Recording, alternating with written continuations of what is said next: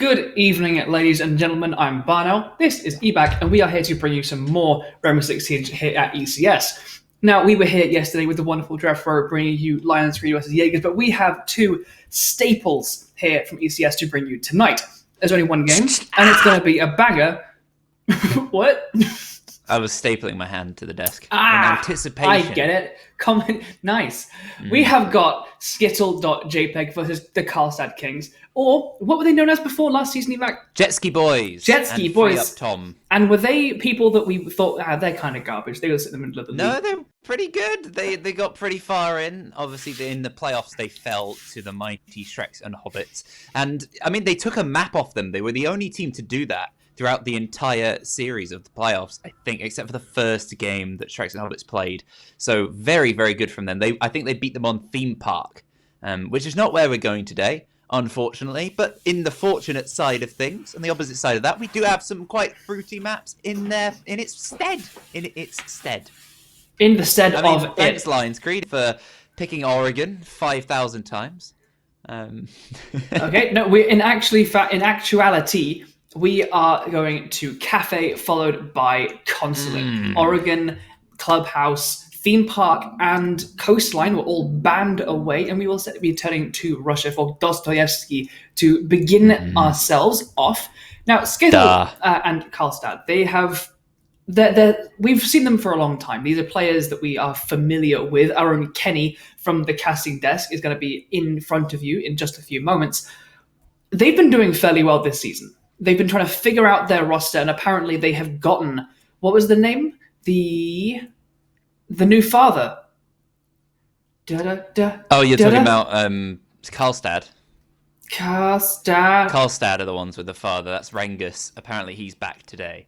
Which should be huge, because he was one of the top, if not the top fragging player throughout last season. I can't remember my notes on that one because I wasn't expecting him to show up, but apparently he might be coming along today for one of these players. I've got to say, though, looking at these lineups, there aren't many players you'd want to switch out anyway, so it's going to be a real good fight. None of these stats are particularly up to date, unfortunately, but at least we can get a look at some of the men we will be seeing in action.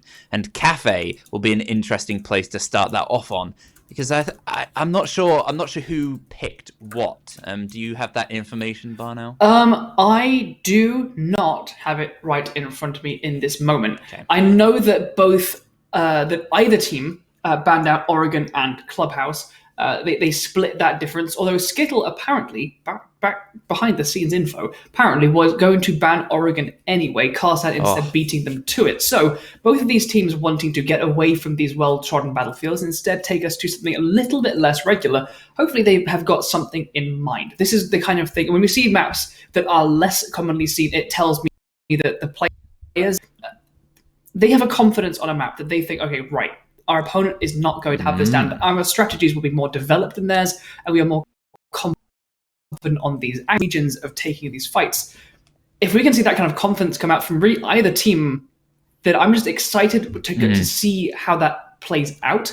But I don't think either of these teams are teams you can count out necessarily. No, not on either map. Skittle, I was about to say just before, I expect them to be the ones who will probably have the most joy on Cafe, and they were the ones indeed who picked it. Carlstad Kings, almost called them Jessica Boys again, I do it every time.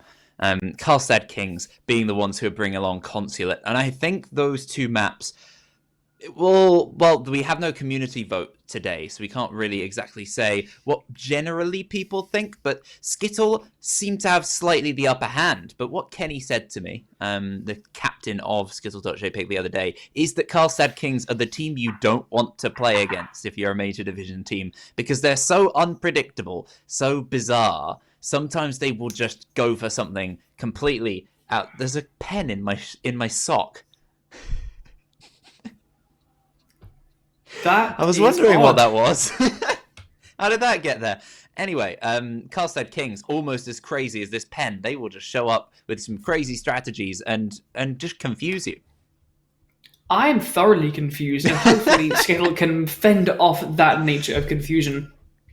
I wonder how we are getting on as far as getting these players into the lobby and getting cracking. I know that there are some exciting things happening in the Rainbow Six community at the moment. The year six reveal currently underway, teasing some very exciting and long-awaited features. So looking forward to getting back to that. But you're here. You're not there. You don't care about the next year of the future of this game. You want to know exactly how these two teams are going to fare against each other instead. Yeah. And I can't blame you, because I'm excited for this one. We saw Lions Creed Jaegers yesterday in what was, to be honest, a bit of a deflating match. Some very strong gameplay followed by a bit of complacency, really, from both sides that dragged it out to, I believe, a draw in the end. No, it wasn't a draw, was it? Lions Creed took the whole... Lions Creed won both maps. It was a good fight back from Jaegers. They brought it from 6-0 down to 4-6. It was a great effort.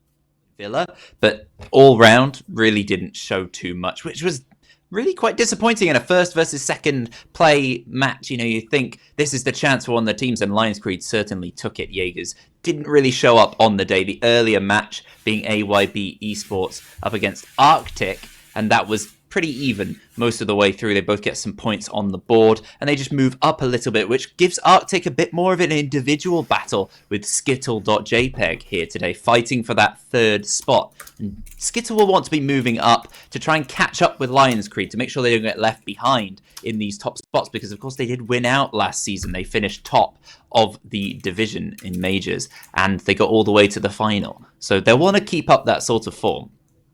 Indeed, and listening to Kenny speak a little bit beforehand in our little staff chat, being that he does play both sides of the desk from time to time, he seems like he's coming into this fairly confident. And we're seeing, if the rosters we have been shown are anything to go by, we've got Joker and Kenny, who have been kind of the duo core of Skittle for most of this season. But we've seen Inferius come in and really...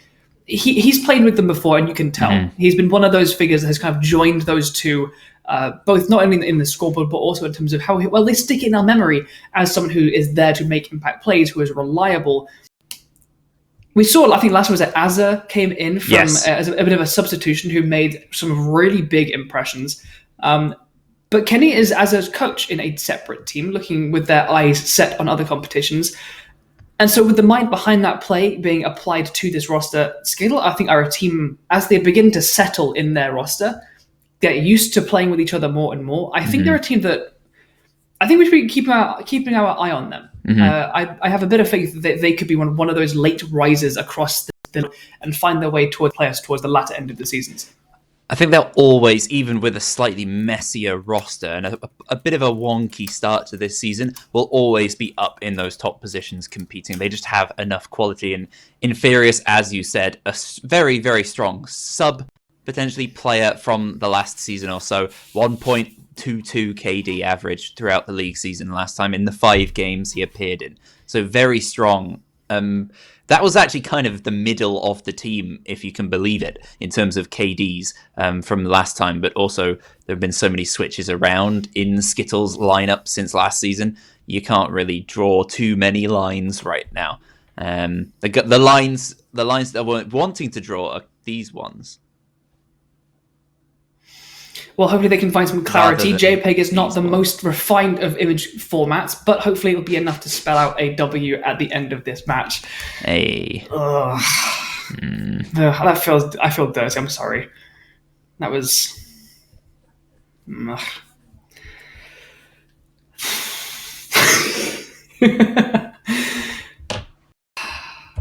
I get the feeling right now that all the players are watching the reveal.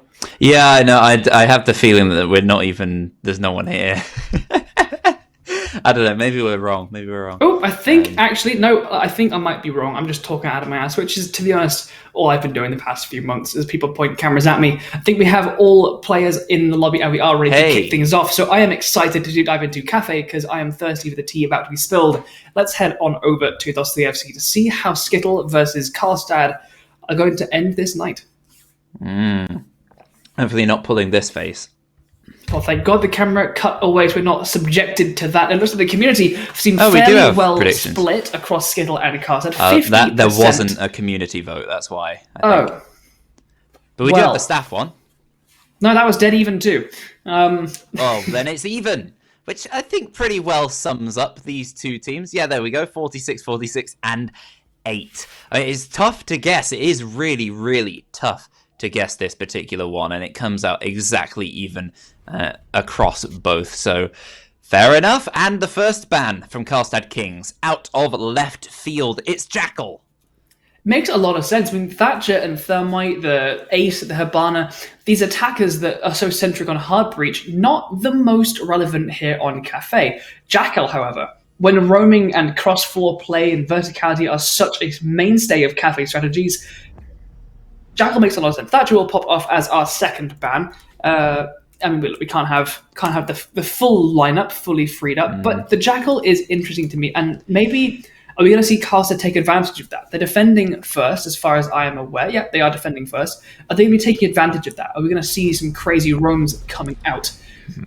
I believe it's quite a specific Skittle ban. Skittle, the sort of team who will Jackal every now and then, especially on Cafe. He is so useful just to clear out that roam, as you say. Get some intel on those players, not necessarily scan the feet. There's a good amount of ceiling on the operator of Jackal, and Skittle.jpg are certainly capable of reaching those heights, and they've banned out Valkyrie themselves as their defensive ban to deny any potential intel from Carlstad. We know Skittle like their intel, but they're going to play it maybe with the Mozzie, maybe with some more practical operators, maybe even with bulletproof cams. They're not going to rely on the Valkyrie and Wamai, the final ban. So some relatively freshened up bans, I would say. Indeed, we've got that versatility still available on the board, and versatility is something we are accustomed to seeing. Rengus is here. Rengus is here. Nice to see you back, Rengus. Jeff, I hope Spike. childbirth wasn't too painful for you. I heard that you had a baby, so, like, you know. Now, I always Do you disagree? Childbirth's pretty painful, isn't it? I mean, I've done it a couple of times. They call it to bear sweat. a child. It's not like to teddy a child. It's to bear a child. It's a very aggressive animal. I've heard they do have quite long claws, and so does Nomad. Those air jabs are going to be reaching out and trying to catch these defenders like fish off the river as they try and rotate through the multiple staircases across this map. There are two main pillars, I think, of mobility. When it comes to Cafe, obviously red stairs and white stairs. We do have pillars, obviously, but that's a dangerous place to be. But danger is going to be something they are quite familiar with. We've got the Vigil to reach out into that space and try and persist a little bit longer than most, a bit harder to drone out. Kitchen and service will be the first site we're seeing coming out today. Well, Carlstad Kings starting out on the defense. They brought along the Vigil, which is no surprise given the bans they've had, especially that Jackal to start things off. They're going to be spread all over the place. And Rengus, I will just go and get my stats for him and figure out how he did last season, because I remember him being an absolute menace. Indeed. We do have a fairly spread defense. You've got 3 on the bottom floor and then 2 elsewhere. Or is it 3 elsewhere? Is that Spike on the top floor as well? No, he's downstairs the third highest kills per map last season. Damn. 9.1 kills per map. Only behind Panda and Fexel from Lexaro. Drone's coming out, it's going to get shot out, giving away the position of the Vigil despite his utility, and he is immediately flushed out of piano into the waiting arms of Jinx on the Nomad. You don't need those air jabs to shut down rotations when the bullets will do it for you. Rengus, however, has not been moved from his position. Drone comes down the skylight, will get shot out, but his position is definitely given away. He's going to fall back down white stairs, but this time there's no one to watch him do so. Spike, making sure Stuck Eye cannot do any watching himself as the Zofia is put in the ground. They don't have the Jackal Skittle.jpg, but they can do a pretty good job of clearing regardless. They have struggled a little bit. That Zofia falling is not a great start, but dealing with the Vigil that quickly and taking control of the top floors. I think they pushed everybody back down to the first floor now. They have indeed. Oh, not sure if he was intentionally shooting towards Jinx there. Jinx, a new player as well for Skittle. I don't believe we've seen him. Hopefully he can be as strong as a lot of the players have been for Skittle.jpg in their switching around in roster. If he wants to become a mainstay, he's going to have to prove himself quite a bit because he has some competition. He certainly does. And the attackers having flushed the defenders down to the bottom floor in this amount of time is fairly good. But now they're working on these vertical angles to try and get some easier kills to free up this hard breach over there in Baker and get rid of the bandit batteries. But vertical angles are only as useful as long as you can flush defenders into their lines of sight. For now, defenders can flood around the site, remain outside of the objective, away from those lines of sight, and wait for this kind of entry into white. Kenny making himself known for sure, but Rengus is here in wait. Can't see any drones in this particular location, but he does have some assistance coming down from white stairs. I guess hearing potentially. He's nice and ready. Flashbangs will proceed, but there comes the shot. Oh, the refrag attempt happens, but it doesn't work out, and Spike takes another. It's Joker leaving only Infurious and Kangaroo Kenny as the last men. And the old of Skittle.jpg, it's their chance to step up now. One taken by Kangaroo Kenny. Spike still inside of Kochek is going to be a right menace if he's not shut down. And Bullsack gets a kill onto Infurious. That's such a risky name to say quickly, and Kenny is the final man. And he's finished off by Spike. Another kill from the Bandit, and the first round in the hands of Carlstad Kings quite convincingly. Losing the Vigil that early on is unfortunate, but the whole movement of the team, I've got to say that is a pretty good slay and delay. They knocked out the Zofia with a good amount of her soft breach and vertical capabilities and fell back. They maintained a wide presence on that bottom floor, and Skittle, which didn't have the time or utility to clear out the people holding areas like VIP, like bar, like walk-in closet, those are a lot of places that are quite tricky to clear out. And if you focus on the vertical angles without making sure all defenders are forced onto the site, there can be a lot of angles with not an awful lot of fish in the barrel to grab. Not quite the Skittle.jpg we're used to seeing necessarily. They're usually so careful and thorough. Potentially that Jackal ban throwing them off slightly more than we might have expected. Maybe just a tiny bit. Maybe they're still in two minds. Maybe they're all excited about that Favela rework or something at the moment. They've got that in their heads. They need to wake up a bit and get going, because you lose too many rounds to Carlstad Kings and they will not let you back into the game. They are not one of those teams that you see fold in a strong position. They just keep going and don't stop.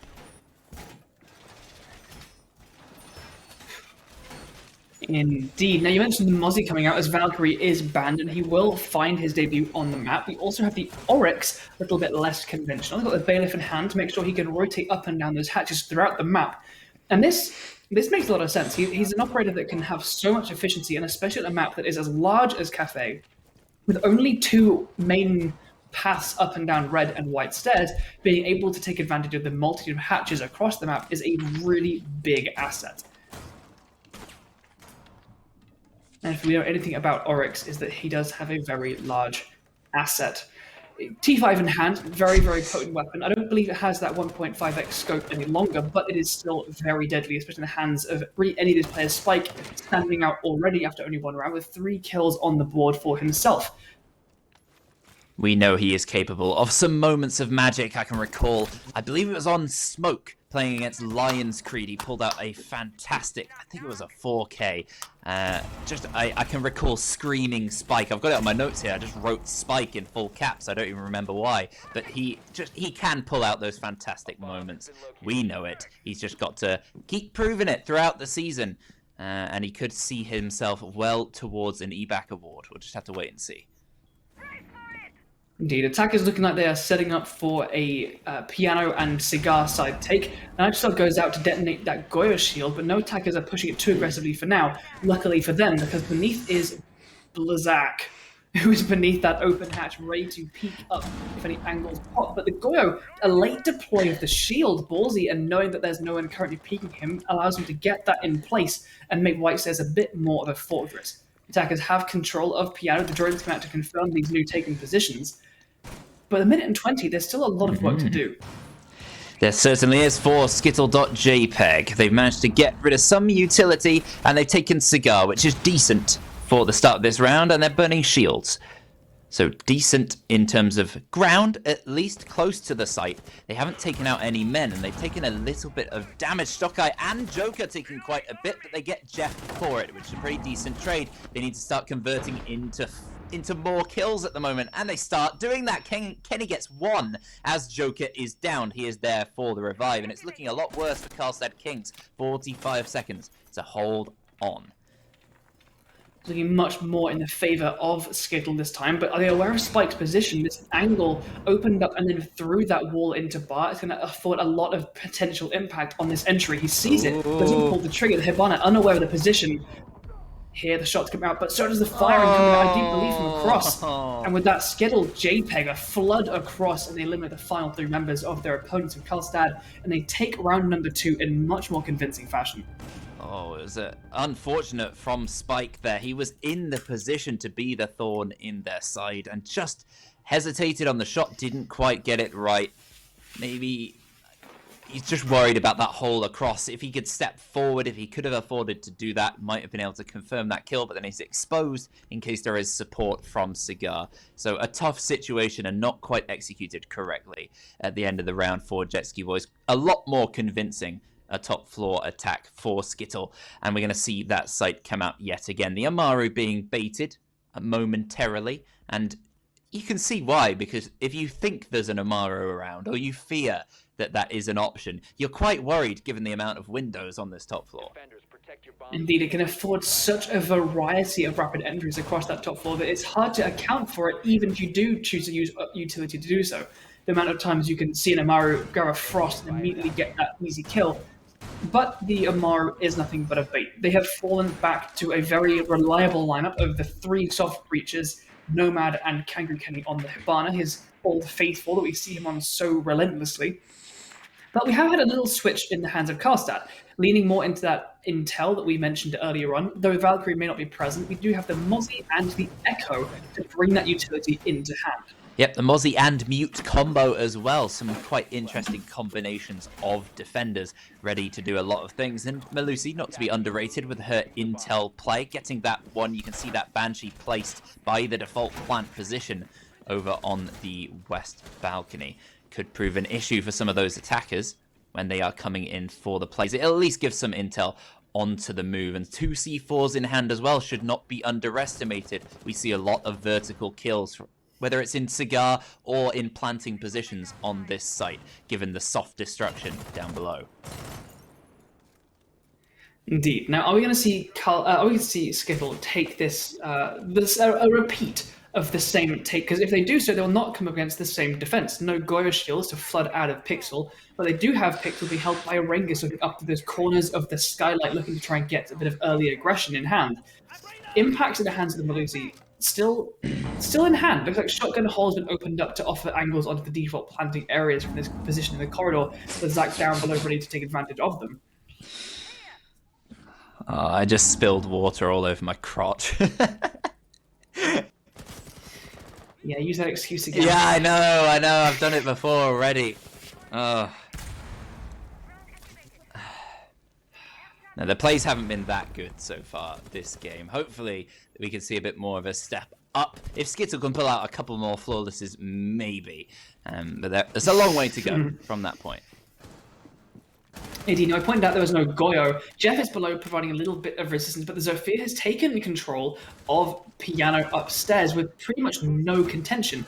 There are only 2 defenders on the floor of the site, in bar backstore and over by the bar itself. If the attackers can flood in now and dodge the vertical pressure applied by these defenders, they can get a plant down really early, but I don't know if they're aware of this with the Mutant Mozzie on the board.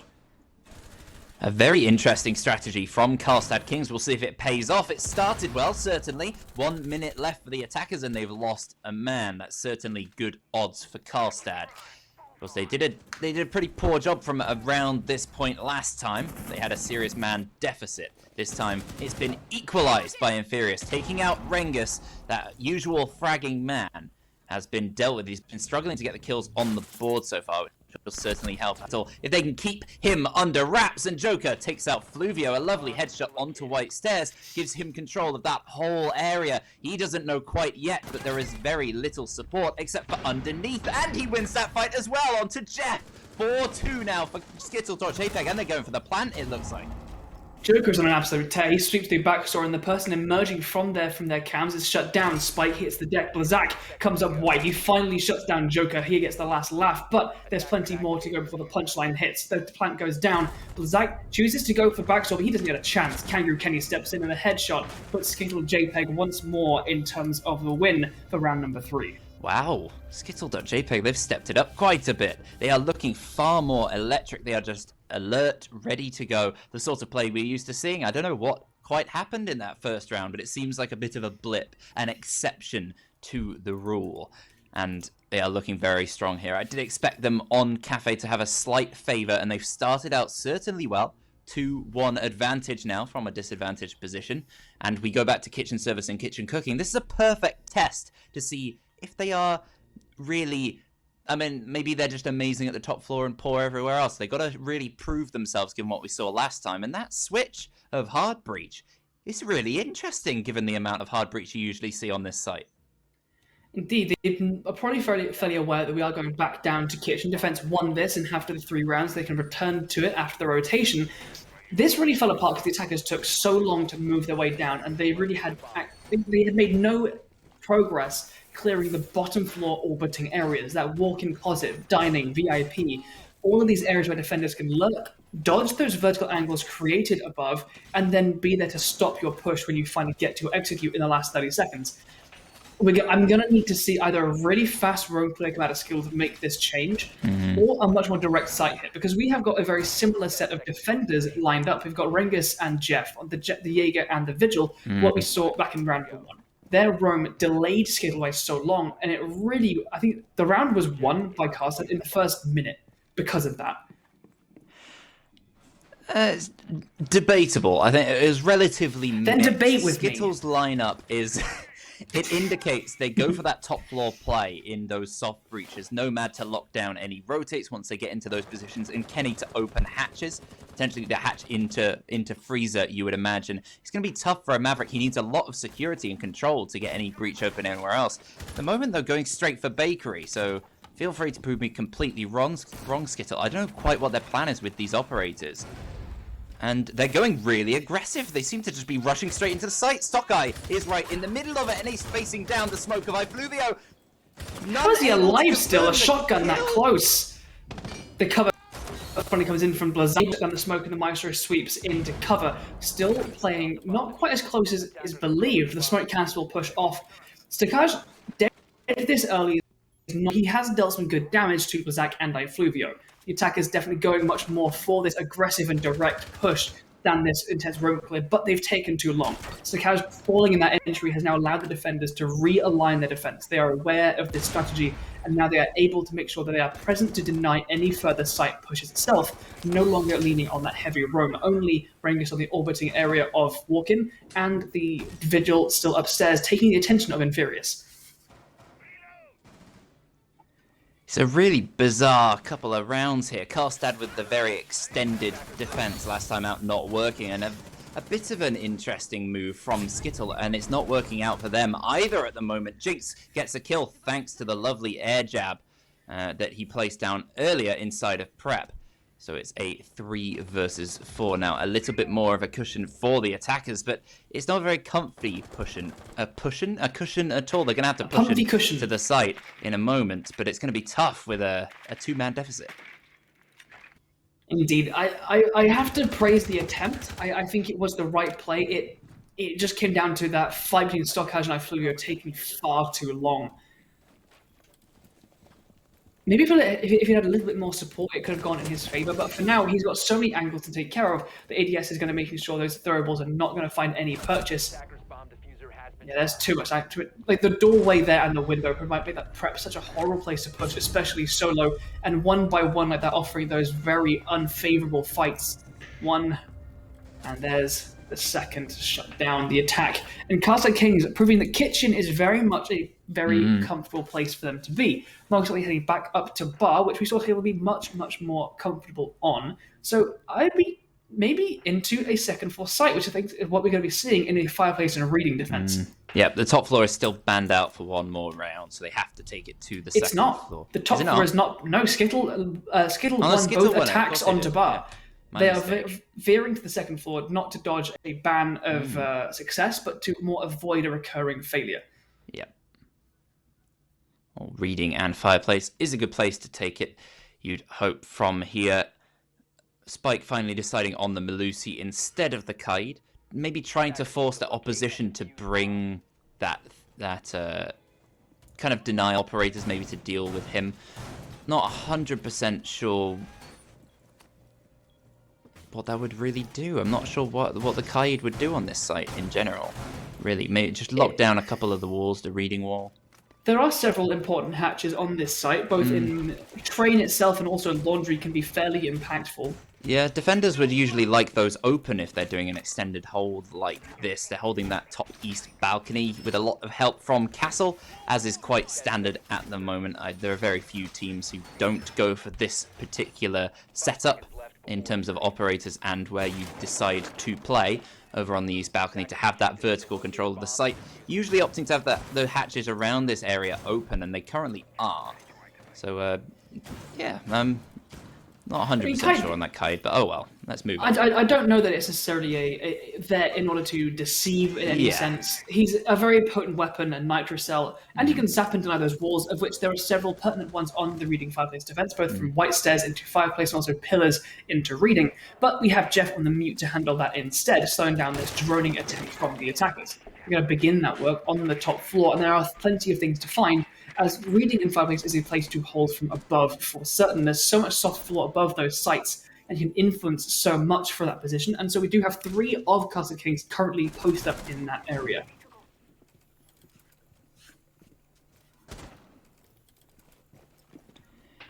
Skittle.jpg lining up on the west side, clearing out the area any moment. They're getting their drones in position, and they are starting to move. Speaking of drones, there's Stockeye sending in a Gemini to support all the players starting to move in around Cigar Shop. Just be doing a very typical west to east take to delay that mute Gemma.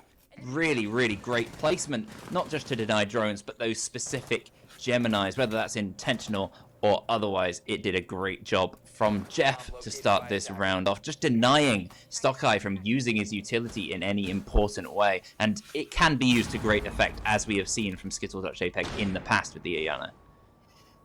There's a really powerful position here on white stairs. We have by 2 of the defenders. The flashbangs are not going to be allowed to go off the ADS there present to help reinforce this position. But Kenny is on the opposing pressure. We've got the player in washrooms, and now with Kenny potentially pushing that window, White says, ooh, no, Joker. He's swept all the way across the balcony. There's still pressure there. Rengus shuts down Sakai. Kenny shuts down Blazak on white stairs, and there's one person left to deal with hiding behind these horrible bars. It's going to be inconsistent to shoot through, and so Joker's going to back off, reload, and consider any further threats coming from Pillars itself. With Kenny on this window, just play that on. The bar is not long this world, and he confirms that Rengus gets dropped, and Joker successful in this continued clear. Fluvio, Jeff, and Spike now left by their lonesome, back falling to the right floor of the site itself. I'm set up with the execute, 40 seconds to go. Time to do so, but they cannot waste any more time. Been quite efficient so far from Skittle.jpg. They'll have to keep that up for this execute. They're well spread. They are well positioned to be able to make this execute happen. Kenny gets that kill. Well, he doesn't get the kill. Joker gets the kill in support of Kenny. And now Jeff is going to have to go aggressive. He comes around the corner. He's got C4 in hand to deny the plant. And he certainly does. It's a 3-2 now, but there's only one remaining. It is Jeff on the mute as Spike is shut down from above as well. He's fighting up against Joker. They drop the hatch. Is he aware? He certainly sees Inferius, but he cannot beat Inferius. And that is another round for Skittle.jpg, starting to look really strong on other sites other than that top floor. Oh, no. Really having a problem with Kitchen at the moment. And round 6 will... interested to see where Carlstad take it. Well, it cannot be Kitchen, and so it will... we're going back up to the bar. They've been unsuccessful here 2 times already. We saw Skittle the first time do a pretty concise clear through piano. The other time they had to overcome the Goya, but were eventually successful. These bar attacks have looked really quite convincing from the Skittle. I think going there as Carlstad Knights again for the 3rd time in this half, I hope we either see something different or we see an elevated level of confidence in their current strategy. We're going to see a switch from the mute to the alibi from iFluvio, but is this going to lead to a massive change in mindset, or are we going to be trying the same thing again and hoping they can finally refine this strategy? Have you mentally demoted them from kings to knights after their performances? Okay. Subconsciously, but... Well, we'll see. I mean, if they fail to perform from now on, they'll maybe become the Carlstad Jesters or something. Carlstad Squires next. Yeah. Thanes. Thanes, yeah. Fiefdoms. not a very impressive things to hold. No. Well, they'll be looking to hold on to the top floor this time around. At the moment, Spike having a bit of trouble with that wall. I'm sure he'll get it open at some point. They've opened quite a lot of angles across, opting for a relatively open setup to delay across. They've got to mix something up to some degree, you would imagine. And iFluvio's done that with the alibi, as you mentioned. They've opted away from that echo. They're not going for that same intel play. You've seen a good job of drone denial, and that really has been a bit of a problem for Skittle across this game. We've seen numerous drones being shot out. There's Jeff with an example, or just being jammed, being caught by pests. There's a lot of trouble for that. So Skittle, you can see why they brought that Iana to have that recharging intel ability. If Skittle are allowed to play their intel game to the best of their ability, it's very tough to beat them. Indeed, I mean, Skittle, as far as these attacks into Cigar are going, they're fairly consistent and they're fairly repetitive. So it's down to Carlstad Kings to use that to their advantage, which so far we haven't really seen. And as far as the Alibi pick, I mean, I love Alibi. She's a really, really potent operator. She's not someone who brings masses in terms of utility that can define rounds.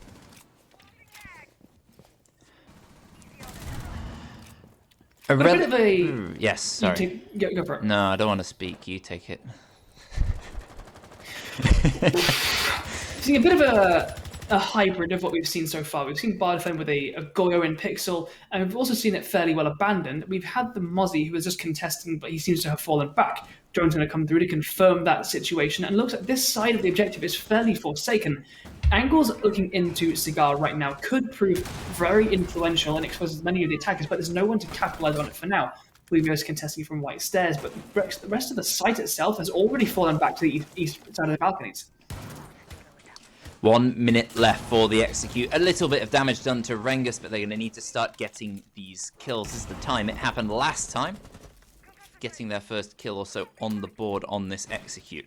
They've got the same angles open, and they are certainly able to move across towards this breach. They didn't see Spike last time, but he didn't manage to get the kills. He's in a similar position inside of Freezer at the moment, but is a slightly more predictable spot for them to find him in. They shouldn't overlook that unless it's a huge mistake, and they do! A huge mistake from Sockeye! Joker equalizes the man count, taking out Rengus, and the plant, meanwhile, is going down from Kenny. He's not denied by any C4 from underneath. I think it's already been used, and 2 more kills from Skittle.jpg. With 40 seconds left to defend the diffuser is a great position. Jeff gets 1, but he is the 1 against 3 now. A lot to do from this position, and you imagine a lot of intel and angles being held by attackers to deny him. He is denied by Jinx. Another round for Skittle. 4-2 on their attack, looking very convincing.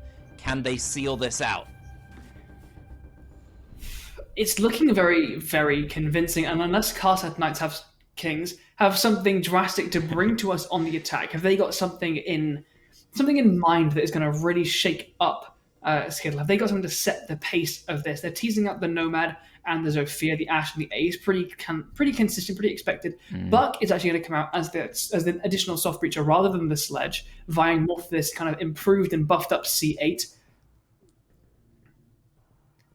Yeah, Jerry, you tell him, Jerry. Oh, well, I think if we could bring up that scoreboard yet again, I think there's something I'd like to point out. Of course, we're not too far necessarily into this game, and it has been rather Skittle-sided most of the way through. But a key difference to the Carlstad we usually see is the fact that they're not doing so well on the kills across the team. I mean, Balzac and Spike are doing pretty good performances, but Rengus, Jeff, not necessarily iFluvio, but Rengus and Jeff, we're used to seeing them doing pretty well on the kills. No, not too much of an insult to iFluvio.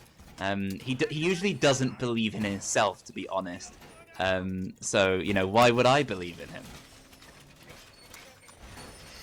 I was going to make a point, but yes, try and pick up something from that. No, I'm eating cookies, man. I'm eating a brownie. My nose is kind of bunged up today. I feel a little bit ill. Which is why I'm taking it rather easy. So sorry about that. It's only going to get worse being exposed to these sick plays. They are absolutely vomit indeed. So, I'm super down with the hip lingo. It's radical. So, a nice lineup from both teams. Very capable of doing a lot of different things. The Buck coming out for the first time for Jeff. We can see how useful he can be on the attack. We usually see so many great performances from these Carlstad players. It's really nice to see, actually, with Rengus back in the lineup. Used to seeing him on the old Jet Ski Boys roster, and now that some of these newer players like Balzac and Spike in the lineup looking really strong are joined by the old giants on the team, certainly kings of the Carlstad. It's just like an all stars right now. Really not looking fantastic. They don't look like, you know, they're not looking their usual selves at the moment. Do we know what Carlstad actually is? No. What do you think the Kings of? Is Carlstad production? If you could get in our little ear holes and tell us what Carlstad is. It just sounds cool. I don't know if it's a place. I think I looked this up. Yeah, take it, Barnell. And I'm gonna. Yeah, it's a place apparently. Some shots coming down in through from red stairs down towards this player in. Yeah, they know exactly where Infurious is. The shots come through these vertical angles, and he's not able to influence this push. And look at it. It is so. This is west versus east. This is red versus. Well, this is orange versus blue. Anyone else see that show? Red versus blue, Rooster Teeth, Machinima, since like the dawn of time. Tiny bit. Love that shit. Karlstad is in Sweden. Karlstad in Sweden. Yeah, it's a place. Are these players Swedish? Karlstad United BK, the football team. Do we see that firing of the concussion from Zofia? It bounced beautifully off that wall and straight into washrooms where there is currently a player. Spike, he's so close to the player here in backstore. Is he aware of that? I mean, it was his position last time, so you'd hope that he might be ready. You can see that delay in the intel. It's fantastic. But they confirm the kill. Fluvia moves in, but he's taken out in return by Kenny. Trades all over the place. Jeff gets one onto Stockeye, and the plant is going down in the midst of this. Kenny is downed as well, which means he is out of action. It's effectively a 4 versus 2 unless they can get that revive off. It's too risky with these angles. Surely Joker goes for it anyway, and he actually pulls it off. But Infurious is down in the meantime. He's going to have to be a super medic here to find the other man. Kangaroo Kenny goes for a very, very tight C4 to watch the angle. It's clever, but he can't win the fight across the way. Winning it instead is Joker. And he wins another one! A 2 versus 2 now, effectively a 1 versus 2 still. He knows the locations of these players, but he can't find the final shot. Great effort from Joker, but in the end, it was a fantastic performance from Carlstad Kings that round to see it out. Very even. It's one of those rounds where you can see there is quality all across both teams, and eventually just won out by the better play. Another winning attack on the top floor. Certainly so. Now, it's always an absolute Birds in the winter. When you're... it's always a problem when you get a plant down in bar and then you get a player to the roof, back to that skylight with eyes on the diffuser, especially a nomad that can get those jabs down all around it should they so wish. That's at that point you've basically lost it unless the nomad really screws something up, and Blazak has not been showing that side of her so far. As we continue on to round number 8, Carlstad Kings on the attack bring out a pretty similar lineup, and by pretty I mean identical. However, one change is we do have Stockeye over onto the mirror. Actually really impactful, especially across that from that east balcony, and seeing that blue versus orange sweep from the west hand side, that's going to be really, really potent this time. Yeah, it's rather tricky. We don't see Mira come out too often here, as she's usually banned out by a lot of teams, so it's nice to have her as an option here. Interested to see where she sets up. I would expect some angles towards Cigar. At the moment, it's currently wide open. So I don't know if that setup is going explicitly just on the east balcony for now. Or whether they'll use that wall there that Kangaroo Kenny's looking at as well for a long angle across the way. Well, it's yet to see, but Stockeye, I'm not just going to highlight his operator, but his score at the moment, 1-8-6. It's so disappointing. I've had those games before. I know how you feel. It's most games that you play. It is. For Stockeye, it's going to be a bit of a shake from the norm. That's, you know what, that's true. I went in for the easy burn, but you are correct. You do play the Clash. You are the support IGL boy behind the shield. And I wouldn't really want you in any other place. When you're vibing on the Clash, I'm pretty happy there. Which is why your Twitter is evac Clashmain. If you want to get more of this wonderful content, be sure to go and follow evac over on evac Clashmain on Twitter. Underscore Clashmain. Don't forget the underscore. Pressuring here from the west hand side, we have Carlstad Knights once again. We saw a full flush from this side. It looks to be going for a bit of a repeat, but this time we have mirror windows not set up in back, so instead looking through into it from White Corridor. Now we have, if we have a full repeat from Carlstad King's performance last time, this mirror is going to be massively impactful. If they have a bit of an adjustment and get on repel on those white windows, then that position becomes significantly less reliable. Attackers have recovered their diffuser. Well, currently just mulling around. It seems a lot of them on that west side, similar to last time, which could really come to cost them, as you say. And it starts off pretty poorly. Joker gets a pick across balconies from the east to west and sees Rengus in the ground, who's really struggling to step up to the usual Rengus we've seen so far today. And iFluvio is another man to fall. No hard breach remaining. Not opting for the... Wait, no, does Buck still have the secondary hard breach, or do they change it back? I believe he No, he got does. it. He got it. He got it off of Lion. Him and Lion traded. Yes. In McDeedy. For now, however, we are reduced down to this west side push once again. We've got Blazak pressuring across from Cigar. We have the rest of the team positioned in Piano.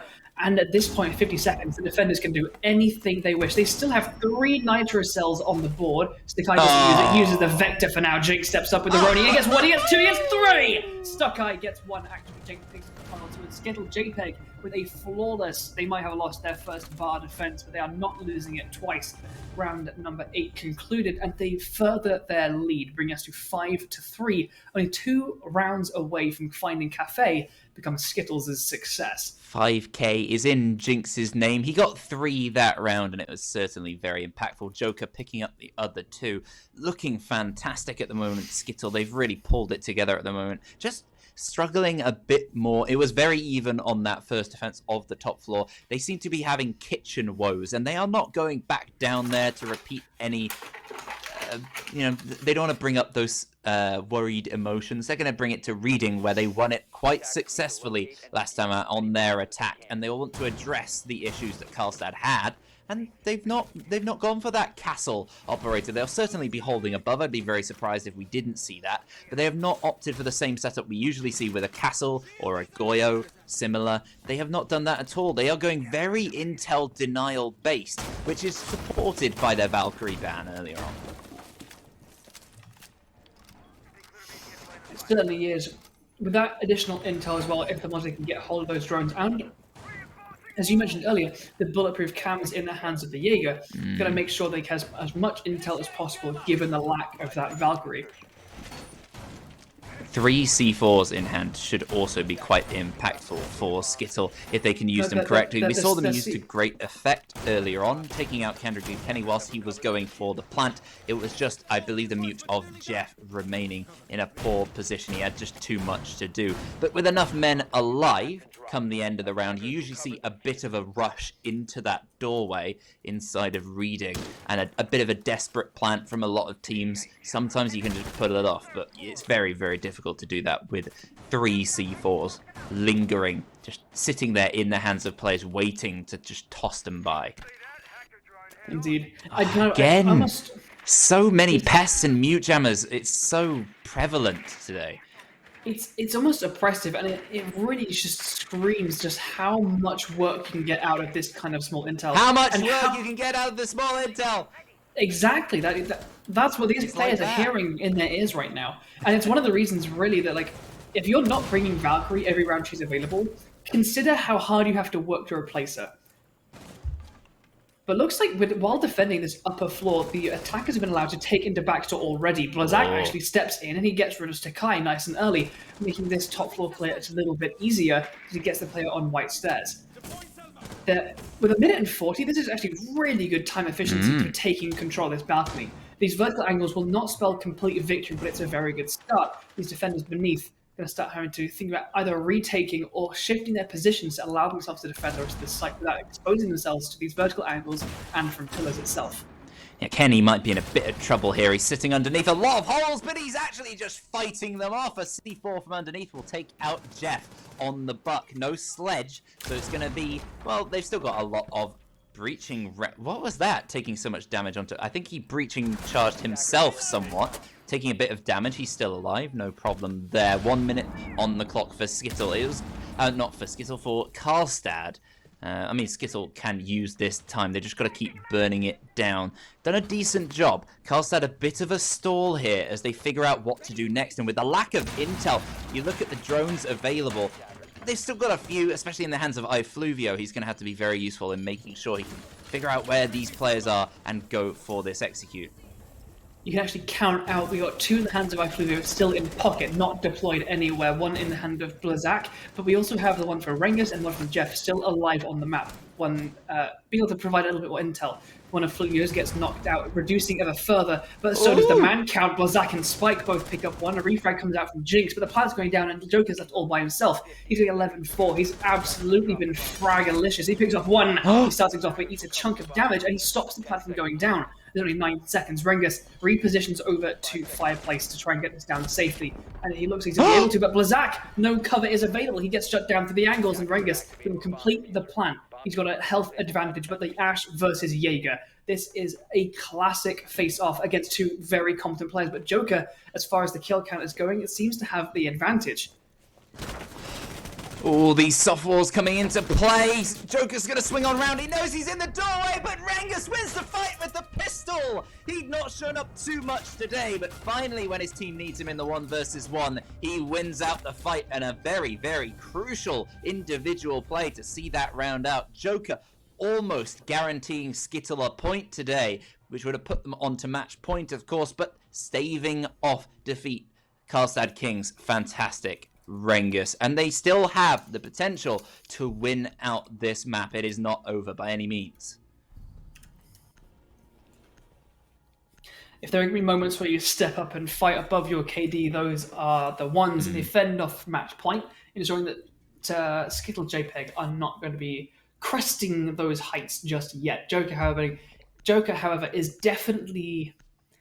He's making himself a little bit formidable.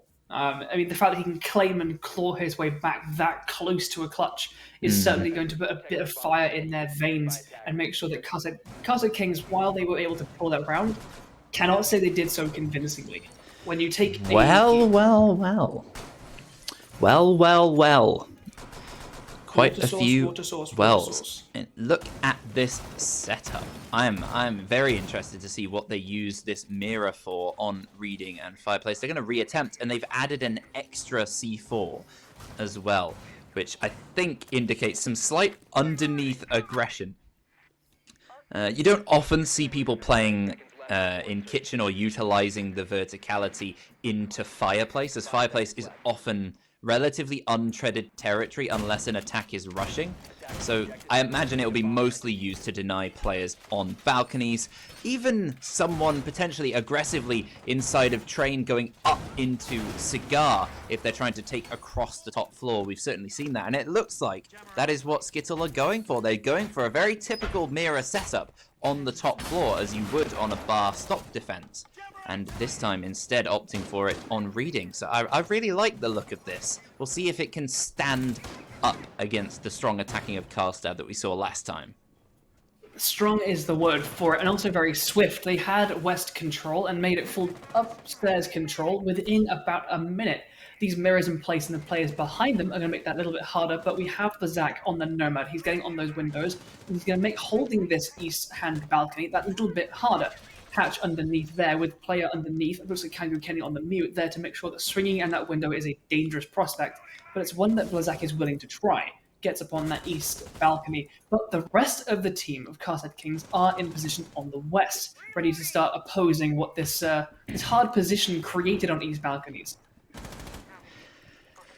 Well, they're going to witness those setups, the black eyes, the black mirrors being pinged out. Joker sitting behind one. Kangaroo Kenny starts things off using those C4s to great effect. Was it the C4 underneath in Cigar that I was speaking about earlier? And iFluvio almost gets taken out by another one. Rengus takes advantage of Joker not being quite prepared behind that mirror, and another one. That's 2 players on the mirror setups taken out immediately. Great efficiency from Carlstad Kings, and Rengus suddenly stepping into his own. This is the Rengus we are used to seeing. Impact kills, not just kills in number, and it's looking fantastic for Carlstad.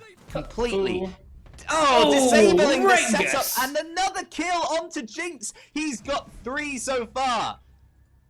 He finally gets shut down by Kangaroo Kenny, but he's dragged himself more so than even player on White Stairs, firing down. But in Furious, he can back off for now, but he needs to get back across, deal with this presence. He's going to go for a bit of a retake. You can hear the Buck working on that vertical pressure. He has an open mirror with which to fight through, and Buck doesn't appear to be aware of this immediate danger. And you wouldn't expect it. You might with the player on White Stairs, but whatever intel passed along did not mention that Furious might be moving up to you, and he takes advantage of that. Jeff hits the deck, and Furious continues. Its spike gets dropped as well, and Fluvio left all on his lonesome with very low health against Kenny and Furious. 2 full health players, MP5 in hand.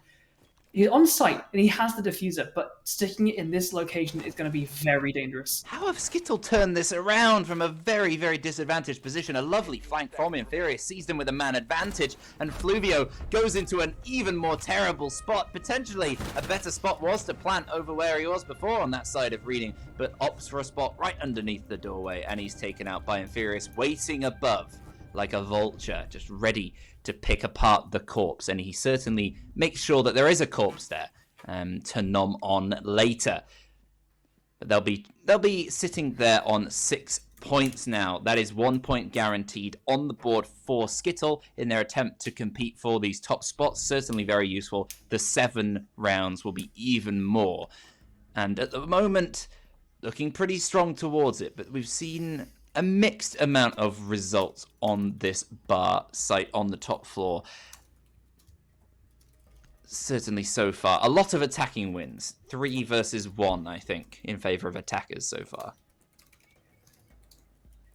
It certainly seems to be the case, and we're seeing inside when Carlstad were on defense, we saw them.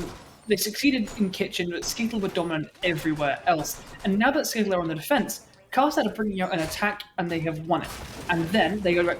Skittle decided, okay, we'll try that again. And with each adaptation, they have succeeded in that change. They defended bar and lost it. They defended it again and won. Defended reading, lost it, tried it again, and then won. And we go back to bar. In this sense, I'm definitely going to be favouring Skittle here, as they have seemed to make an adaptation and it has been successful. So unless Carlstad Kings can either bring something a little bit different or make sure that whatever it was that Skittle changed doesn't trip them up this time. We've got 4 nitro cells on the board and the intel of the Mozzie and the Jaeger's bulletproof cam here to inform their decisions. And this, in that entire west floor, the entire west balcony, all the way through into piano is all soft. And those nitro cells, I am certain, are going to involve a bit of danger for the attackers in taking this ground if they go for another repetition of a west side take. We've seen it every time from both teams, not even just on this site, even on reading as well, the very same take. And so many C4s utilized last time, so much damage dealt. We saw 1 kill from Kenny, and then another C4 taking Fluvio down to a very, very little health as well on reading. You imagine they'll employ similar tactics this time out in Furious, getting quite aggressive on that nice long angle to the hatch. It works so well in ranked against idiots who don't know the angle is there, but it's not going to work right now against the attack of Carlstad Kings. A little bit smarter than that. They will lose drones again and again. That's another 2 lost to the Mozzie. The breach going that red stairs are classic, but Blazak is going to get on this east side rappel along with Spike. We're doubling up on this pressure this time, and the Nomad is definitely someone you want on that side. The runouts here can be absolutely devastating and destroy this rappel, but with the protection, they can have such an impact. I didn't have a point. I was enjoying the brownie. What kind is it? Where'd you get it? It's a Thornton's one. Oh, like fancy really boy. high fancy brownie. Nice. I've got some Tesco's finest cookies and some Glenmorangie, some apple juice. Taking beneath Jeff on the Buck, if he can get rid of the player of Inferius, he can make these vertical angles work in his favor, no doubt. But the default cam is still there. Inferius, come on, man. Hasn't got rid of that camera, and Inferius decided to go for the flank. Does the Buck have any idea about this, or is his intelligence so low that he doesn't his default cams or predict the players using that lack of... They're going for the runaround. Jeff steps out and finally gets punished for it, but elsewhere Jinx picks up an additional one, bringing us to a 4 versus 3 at the hands of Skittle. This is match point for this map, and with the health all fairly low for Jinx and Slokai, but with still 3 Nitro cells, and attack is beginning to take a soft floored site. And they've dropped the diffuser.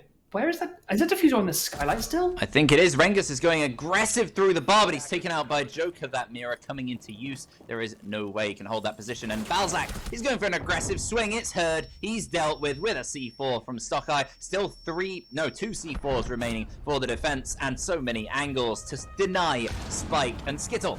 They take the first map. Cafe quite well deservedly in the end, struggling quite a bit early game on their attacks of Kitchen, but since then very little offered up in response. A good amount of contention here and there, but Skittle, I think, deserved winners of the first map. Indeed, an entertaining match, no doubt, but Skittle just seemed a little bit above them in class. Such intel denial really, really used to its fullest extent. Those mirrors defended really in having the jammers behind those mirrors, make sure they couldn't get rid of them. The positions that they held were just so strong.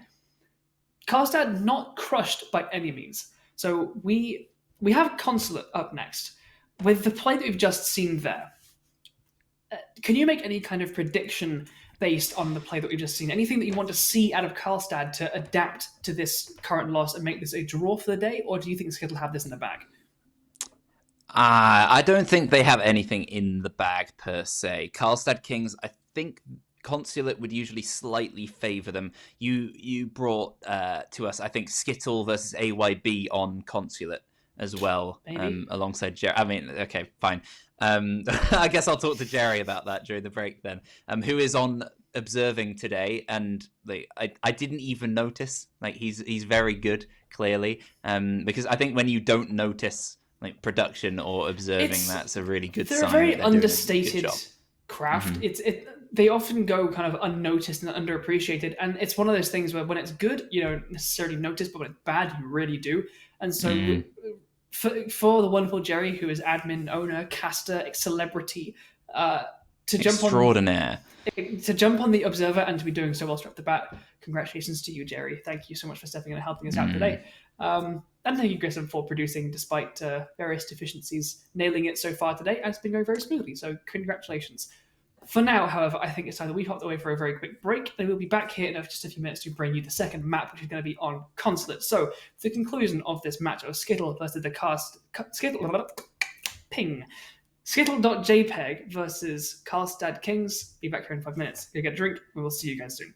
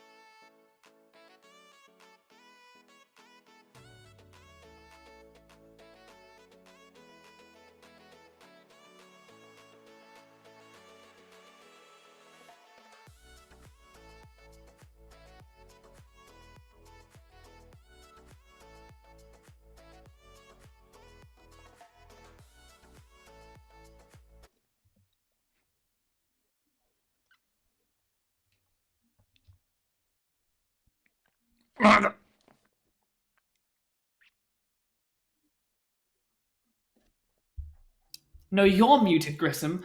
We are back here. I am Barnell, of course, this is Ebac. We're here to bring you the second matchup here of Skittle.jpg and the Carlstad Kings. We just witnessed a tense and formidable display by Skittle as they took the first map in their hands, going 7-4. Carlstad put a pretty good fight, especially when defending the kitchen objective, but apart from that, Skittle looked pretty good. Ebac, where are we going just now?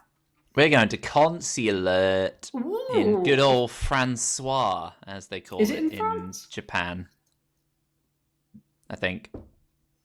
If we could get a confirmation on what France is in all you Swedes supporting Carlstad Kings in the chat, let us know how you pronounce Japan in French. You speak German there, right? I'm pretty sure in Sweden people speak French and German. It's kind of like Belgium. They're the same place, pretty much. Regardless, we go over to the Carlstad, the perfect place to go and to settle these kinds of nationalistic debates. And there is one debate left to be answered. It's whether or not Skittle can take home all the points today, or whether Carlstad Kings can claim some for themselves. They put up a pretty good performance, and especially want to draw attention to their delay and slay techniques, the way they roamed, got a kill, and fell back. And it was good in the first round or so, or the only rounds where they defended kitchen. But aside from that, it was close, it was well contested, and standout performances from Joker especially sticking in the front of my mind as things that helped pull Skittle over the edge. But we go to Consulate. We've seen plenty of Nomad played back on Cafe, and I would not be surprised to see her banned out here on Consulate, because damn, can she be impactful, especially with the Valkyrie as well, two operators that we saw plenty of Nomad played, and we saw Valkyrie banned, and if we don't see the same thing on Consulate, I'll be very surprised, because we saw Intel into the Nile become very, very central to that game.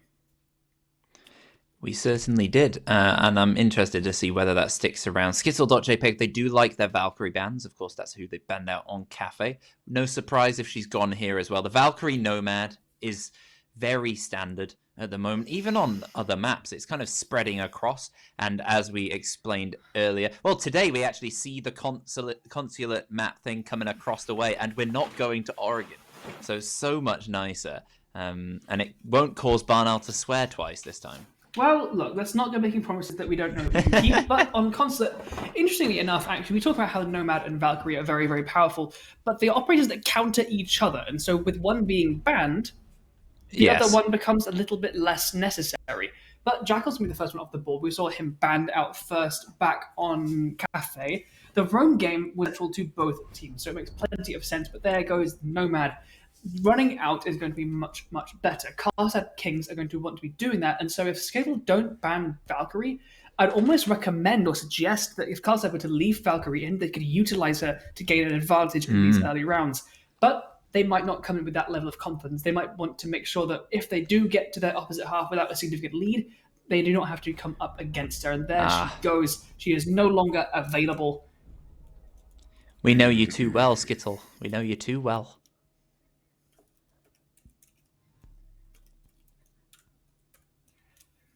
Who's going to be the last one, do we think? I don't know. Wamai. Mirror, Wamai. That's who's in my mind. I'm not 100% sure it will be. Oh my god. I guessed all of them correctly. You're just that good, man. Most times, people are very predictable. Hey. You're so talented, man. Oh, that feels good. Where did you get that new phrase from? Did you just come up with it on Cafe just then? The slay and delay. Yeah, I really like that. That's cool. Yeah, I think it's got to become a mainstay because it describes exactly trademark that. Yeah, okay. TM, bitches. Okay, well, Consulate will make you swear. No, that was you. Entirely your fault. Now, sure. As far as the lineup looking as on the attack, interestingly enough, the Thermite, the Sled, Sophia, and Ash, all very predictable. We are in Cafeteria and Garage, so opening up those walls is going to be the definite objective. But interestingly enough, denying the breach of that garage is not going to be in the forefront of Carlstad's minds, as they do not bring a single operator that can deny that wall. No Mute, no Bandit, nor Kaid. We are denying the drones. Mozzie is on the board, as he has been throughout this matchup, to deny that intel gathering, and hopefully he can make sure that the Twitch doesn't manage to get in there and destroy any black eyes or ADSs. Or ADI, my apologies. It's okay, I forgive you.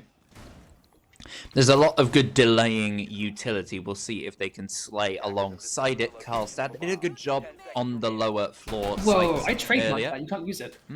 5 seconds to go. No, I mean, just because you reshuffle the words doesn't mean it's open season. Attackers objective. Yeah, but I'm you. Valid.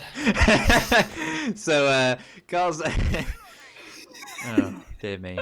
I forgot what I was saying.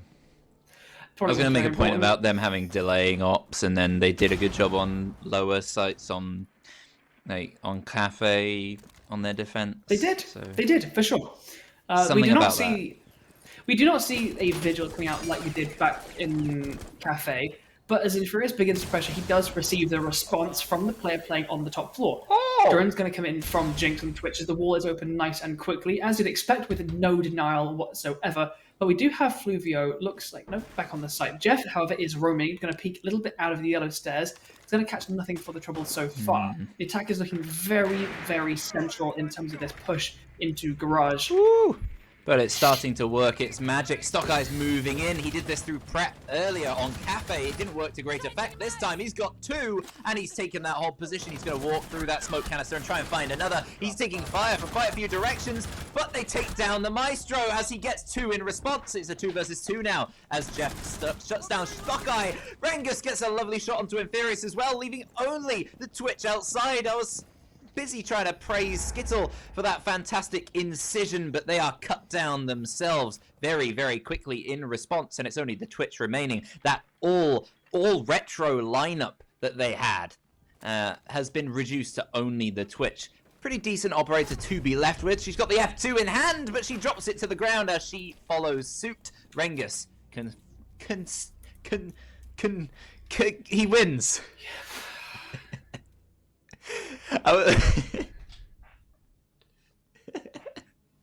Well, this leads us in a similar fashion to how we began Cafe. I'll blame it on a technical glitch. My audio glitched, and it got stuck. Yep, for sure. That actually did happen yesterday. I was like, he sticks the plant.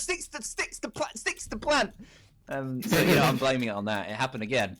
Yeah, I mean, like, Christmas hardware has been struggling, and it's only going to continue to do so. But we saw Carlstad take their first round victory back on Cafe. They defended Kitchen, but struggled to do anything else. And we're going to have to see if Kengu can make a difference this time as they go up to console this time. Kengu, can he?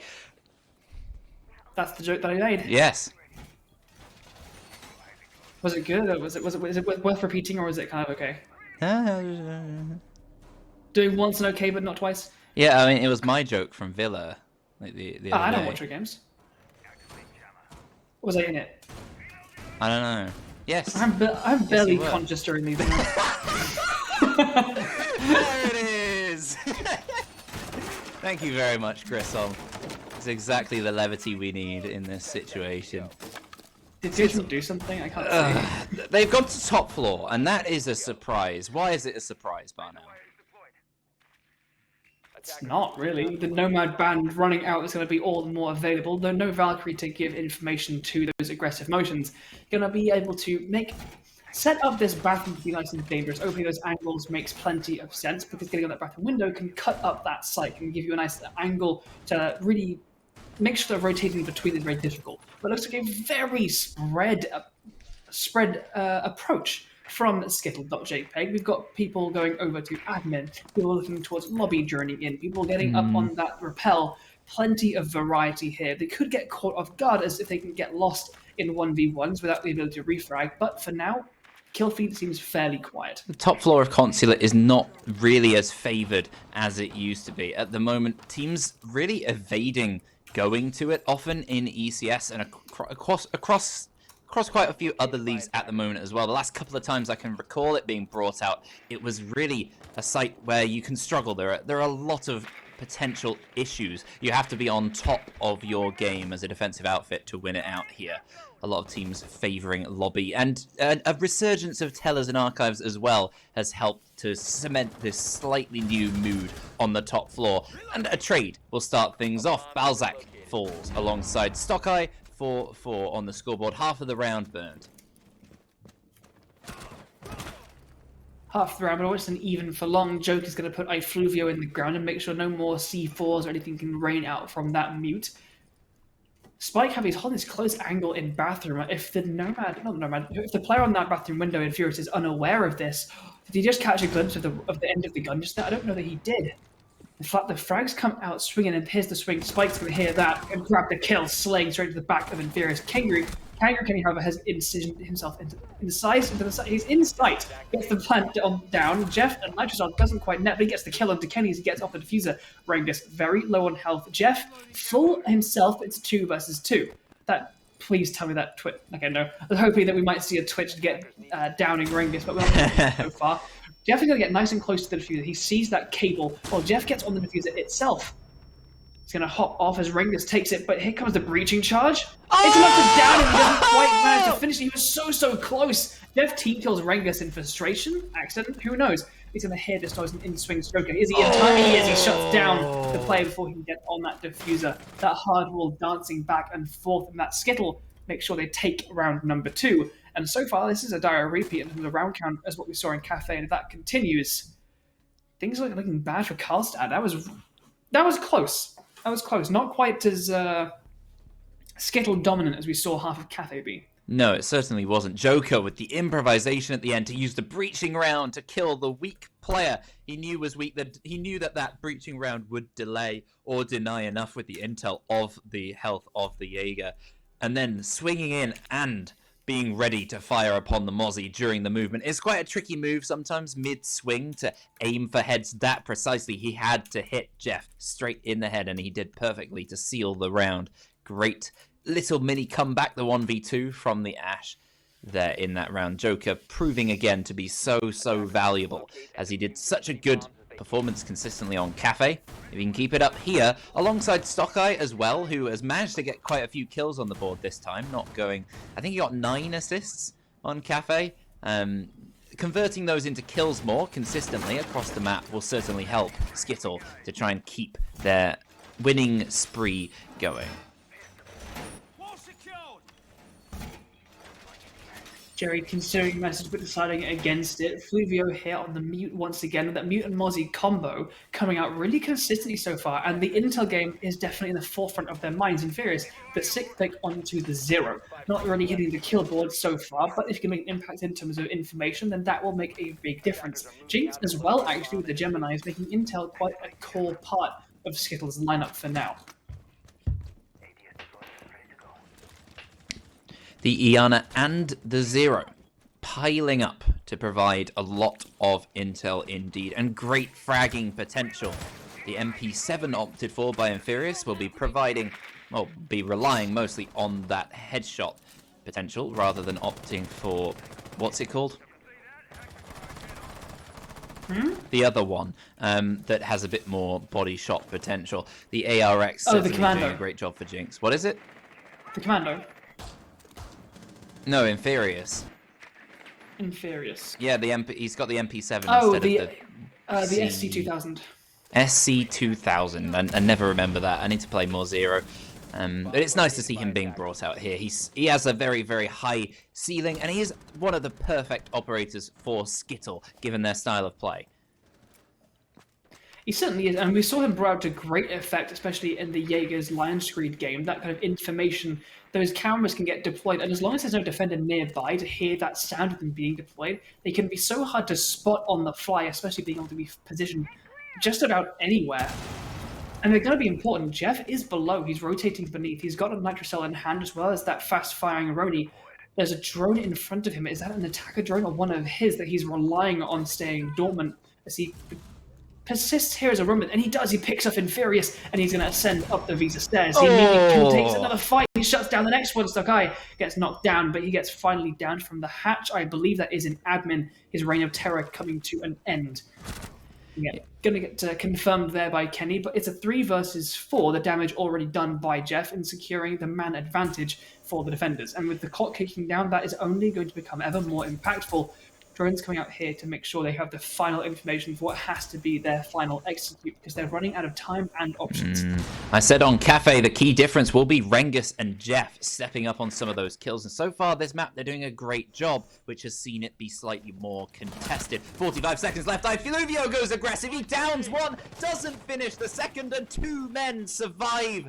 Very, very close there. Just a few bullets difference, and that round could have changed so much. Still 30 seconds left with 3 versus 3 for the attackers to try and execute a plant. Smoke canisters in support. No other throwables remaining. The throwable for the defense is the C4, and it's tossed away to no avail.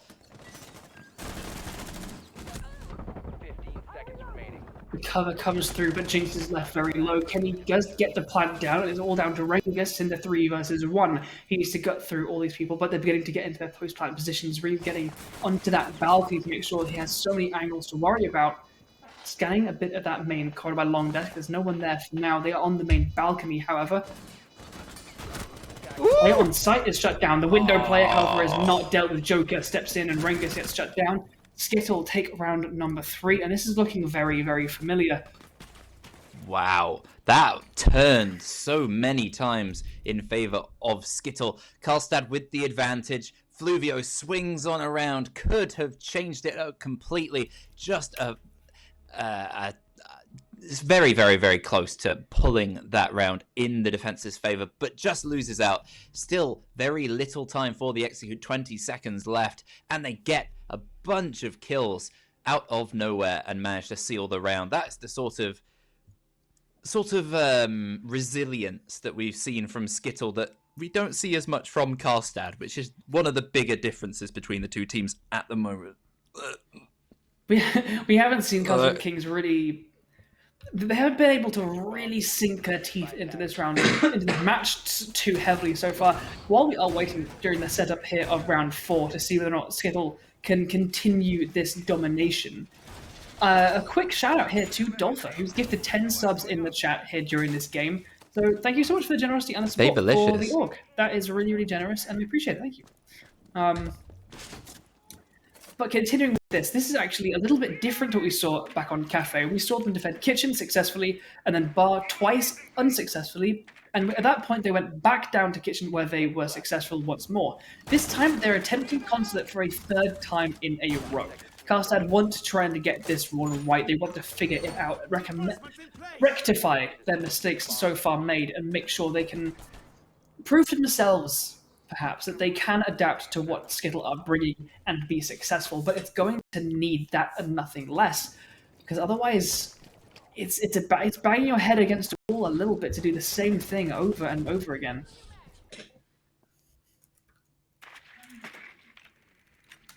I was desperately trying to remember who Rectify plays ball, but I can't find it. I think he's in Reflex. Anyway, we got Joker, who has been one of the key players at the moment. He has been so reliable so far on, well, both maps in these key moments.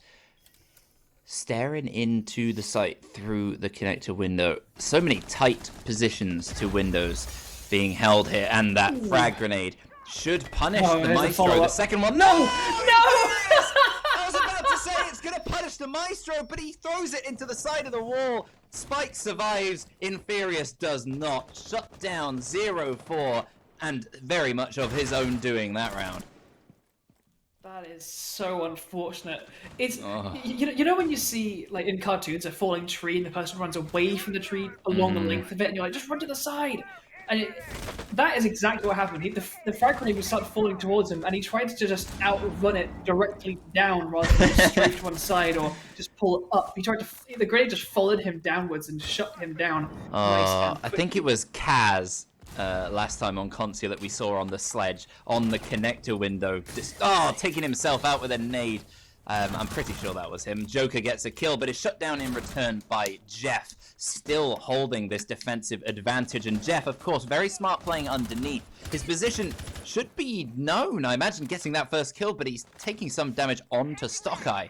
In the meantime, they can't really afford to go for a plant with the Mozzie underneath with a C4 in hand. So at the very least, he's going to get a few kills and he will delay time as they have to move him out of this position. He should not be allowed to persist. And not only is it important as far as the Roni goes, but defending this site above, he still has a Nitrocell in hand. Clearing him out is going to be absolutely vital unless the attackers rotate themselves and get the plant down in meeting without him being aware of it. And he has got the Maestro cameras and any drones he has gathered to give him intel on that switch, but he can so easily move there into lobby where he has moved to now, where he can get themselves up to the floor. Fluvio's going to take a chunk of damage as a meeting push does appear to be apparating before our eyes, coming out from that white stairs, these stairs. Shots back to the balcony, not going to net anything for now, as his attackers can be funneled in through this doorway. Oh. It's a big ol' uh-oh for the attack of Skittle.jpg. It's only Jinx remaining as a double comes out against his teammates, and Rengus finishes the job. Carlstad Kings take round 4, looking really quite impervious here on the top floor. A very difficult team to beat. Just consistently strong again, but they didn't have that. They got them to the same position of a few men against a few men in that position, trying to go for a meeting plant. This time just winning out the fights, just edging it slightly.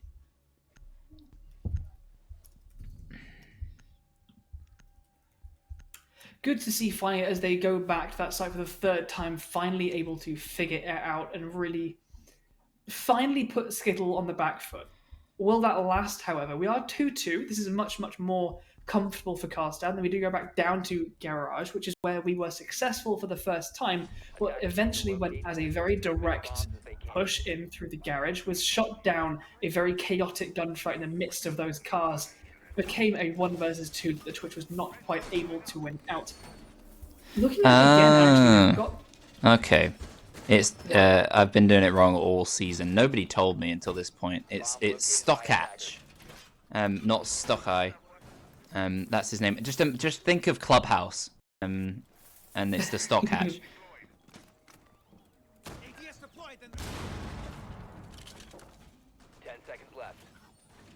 Looking like we got no denial once again in the hands of Carlstad Knights is interesting to me. They're going to get that wall open nice and quick, but it seems to work in their favour in that the last time we were here. Looked like they were very competent taking those gunfights across, not exposing themselves unnecessarily to any dangers.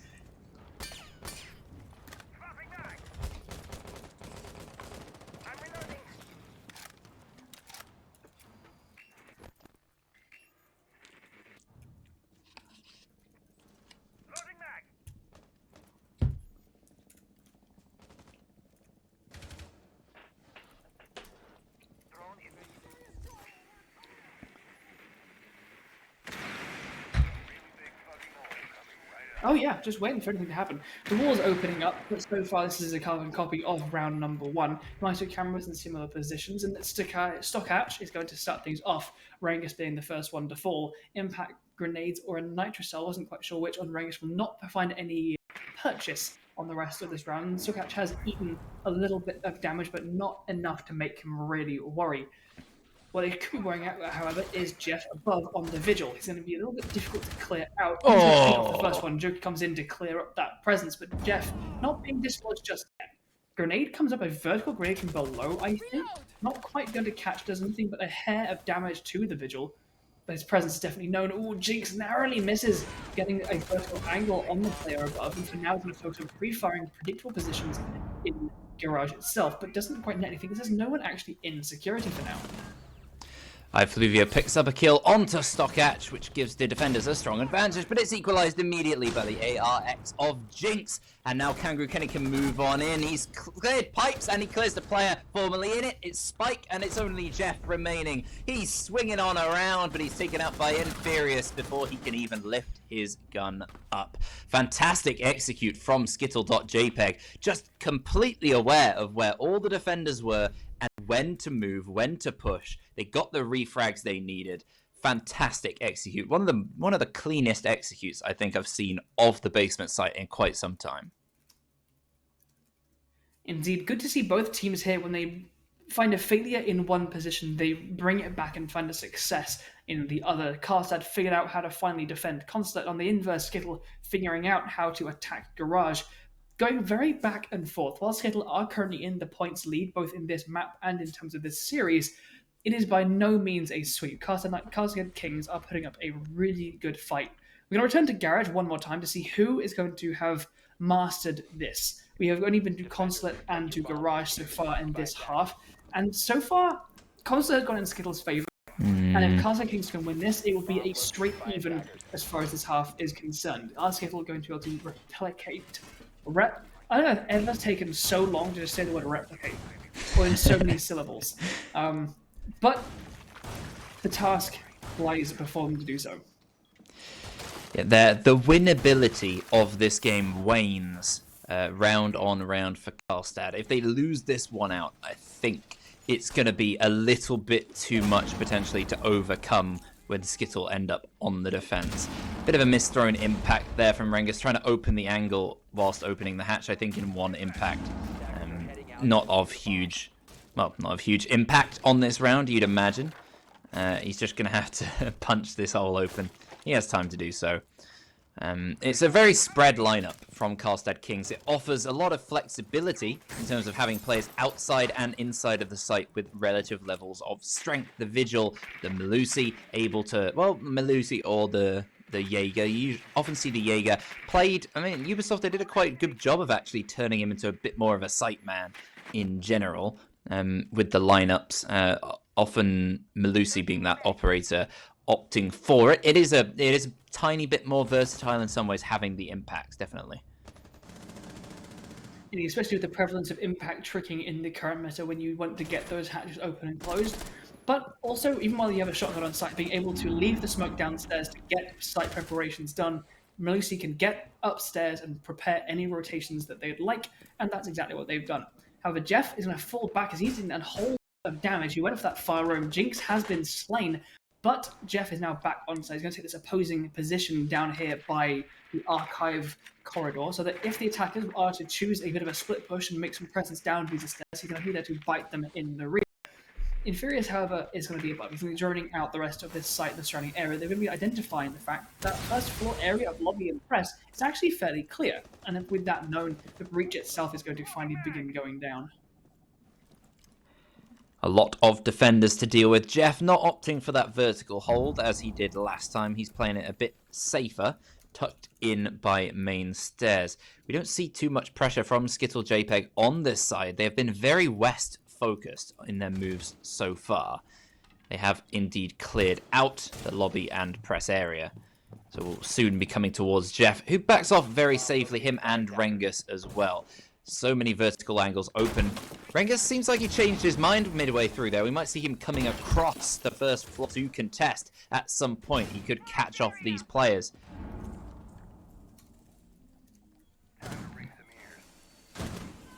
These vertical angles, especially with these bars in the way, make for a little bit of a difficult fight, especially when all defenders have been able to back off. They can influence most of this site, especially relying on Blazak on the smoke, but to throw those canisters past the end of Yvan. But for now, Jeff has actually returned to this above position, but the player moving through benches, is he aware of this? He seems to be in general far too low health to deny, but it doesn't matter with the headshot regardless. Rengus continues the trade and brings us back to a 3 versus 4, the plant going down into the hands of Kenny. The man advantage is definitely in the hands of the attackers. Now it's equalized for the attackers, but with the time as well with the fuse on the ground, this is going to be in the hands of the defenders to make an impact. No, he's not aware of the player behind the vending machine, and Stockhatch gets rid of Rengus, making it Blazak and Spike. Stockhatch with an ace! Good time to get his name right when he gets an ace. What a fantastic round from him. A fantastic round from everybody else of Skittle as well in support. The drone play was fantastic. His awareness there, his positioning, just knowing that the Vigil would be in that particular spot earlier, just absolutely fantastic from I almost said Free Up Tom. From Skittle.jpg. Names, man, names.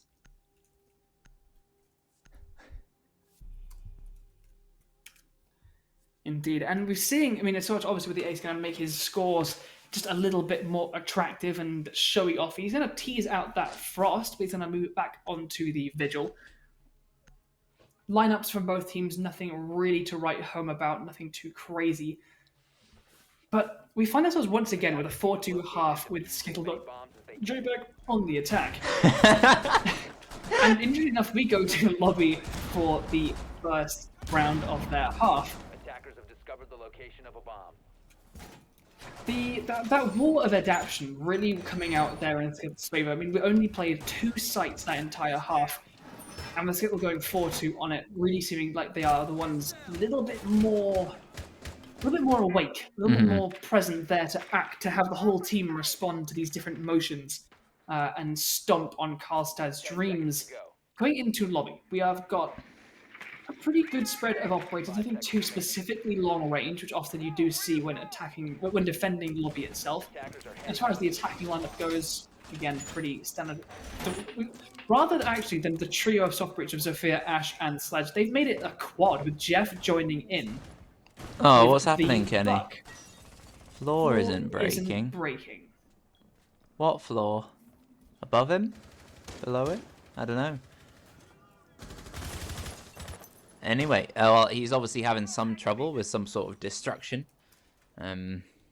Oh well, he can at least try and commence with the destruction of his opposition, Carlstad Kings, now that he is on the smoke, able to delay quite strongly. And wait a second, Carlstad Kings are already right up in that top floor. They've taken control of meeting, and they're swinging on towards the into waiting room, losing the fight underneath. It's Joker shooting upwards onto Jeff, I believe, and Kenny is revived just in the nick of time. Fantastic teamwork from Skittle.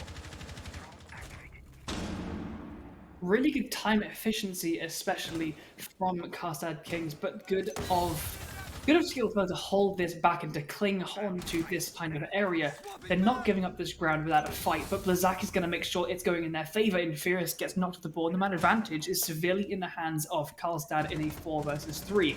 Going to make that a 2 versus 4, but Jinx is in position to make sure it doesn't step away too far. The shotgun comes to life, but he's not quite able to equalise. Rengus is still down, but the shotgun player of the smoke is put down.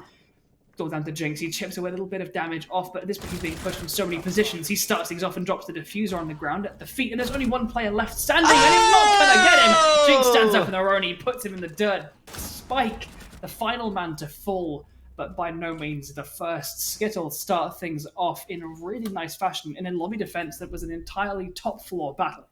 We barely saw the lobby featured whatsoever. A lovely shot up the hatch earlier from the Jaeger of Joker in support of Kenny, keeping him alive enough, and then the intel especially to help out Jinx in the final moment, not to mention Kangaroo Kenny getting the down onto the Ash quite crucially to reduce the job Jinx needed to do. He finished it off, nevertheless, in fantastic style. They moved down to Cafeteria and Garage, where we saw fantastically efficient, thorough executes. I think the one word I'd use to describe Skittle.jpg right now would be thorough. Indeed, they're leaving no box unchecked. They're making sure that if the fight is in a certain area, they're going straight for it, they're beelining for it, they're not shying away from any of these fights. And I think that's a pretty key point. The fact that they have a confidence about them. They are not backing off. There is no nervousness in their play. It is all very, right, there's a fight to go have, let's go get it. And when you are in that kind of mindset of confidence and aggression, Carlstad Kings just don't seem to be in that kind of mindset. Not quite checking as many boxes. They may be circling the boxes. God, I mean, do you know anyone who does that? You don't do that, do you? Like circle boxes instead of like checking it. Those people are psychopaths. I don't think I've ever seen someone draw a circle around a box. I 100% have. Like, they check boxes by like putting a circle in it. I can't. Oh, that hurts me. I normally just like color in the box in solid black because I just get bored. That's a different story. It's a different kind of insane, but it's not threatening insane. It's not quite, milk and then cereal bad. You know, once round begins, we're in a 5 versus 2. I'm sure there's this game is going to go into full overtime. Carlstad King is going to bring this back. While we wait for that, tell us about your thoughts on particular cereals. What's your favorite cereal? I mean, I know you're a fan of Wheatos. You're a Wheatos loyal, although you haven't had it for a very long time. I think you said the other day. I do love Weetabix in general. Most wheat-based things are pretty solid, generally. I'm kind of come around to being a bit of a fan of Crunchy Nut as of late. It's rather pricey. Which variety though? Like the chocolate bits in it, or like a hazelnut and honey? I did try like the clusters one with like chocolate bits in it, and that is really nice. Stock hatch! Damn it! I was trying to go back into the action and be all professional, but I screwed it up again. So you know what? Weetabix. Stockhatch is down. Is Fluvio aware of that? The pings are coming out, which would suggest he does. He does know it. There's probably a drone in there giving away those pings and informing him. The breaching charge won't confirm the kill. The G8 will, putting those rounds deep into Stockhatch. And now they have virtual control, which the sledge is going to be able to put to good use, as well as Fluvio with breaching charges. With top floor, we are attacking, I believe, the garage. Lobby will not be available as they were successful in defending it. It's a very slow take from Carlstad. They're being incredibly thorough, the word I use to describe Skittle, but you've got to compound that thoroughness with a great ability to execute and a good amount of efficiency as well. There's no point just doing everything if it doesn't necessarily need to be done. They don't have the Nomad to lock most of this down, so they've got to get on moving and get grooving as well. Most importantly, Jinx starts things off not so groovily for this attacking move by taking a kill onto Rengus. Carlstad are not letting this go, and it's really good to see them clinging onto this. They're fighting back and not letting any of these rounds just fall away. There's no complacency in Skittle either, however, and that's going to keep the pressure on. And Carlstad are beginning to buckle. They'll continue with the slide as Jinx puts Jeff down. They've only got 3 more to cut through. The smoke is going to start deploying those canisters, and he's going to have to as the time is clicking into that 30-second mark. The defenders, however, the attackers, however, haven't really taken enough ground. They're trying to get kills through vertical angles, and as long as the defender can evade that line of sight, you will get no value out of it. The white van, the bar is narrowly defending, but he gets flushed into Jinx, who gets finally shut down, but he does manage to get Blazak. Fluvio steps up, he gets shut down with shotgun, and Kangaroo Kenny gets round number 8 in the bag, shotgun in hand, Spike is last to fall. Just steps up nice and close and pop 1, pop 2, and there we go. We are on match point, I believe there. Yes, we are in round number 9 for Skittle.jpg to take all the points. Another triple for Jinx. And I said at the start of this match before we began on Cafe, Jinx, he's the kind of new man in the lineup. We're not familiar with him. He needs to make sure that he states his case to keep his place, and he certainly has at the moment. Going 9-5 here. He had a very successful game on Cafe as well. Just some fantastic moments, especially on the Mozzie. An absolute mastery of the P10 Roni so far this game. Has seen his team to a 6-2. This is really not as favourable for Carlstad Kings as it really could be. We've seen a good step up, as I mentioned, from Jeff and Rengus so far this map. And the rest of the team, like the reliable moments from Balzac and Spike, seem to have been traded out somewhat. They've not kept up the same levels necessarily that we saw on Cafe, and that showed in the scoreboard, the score line, the score.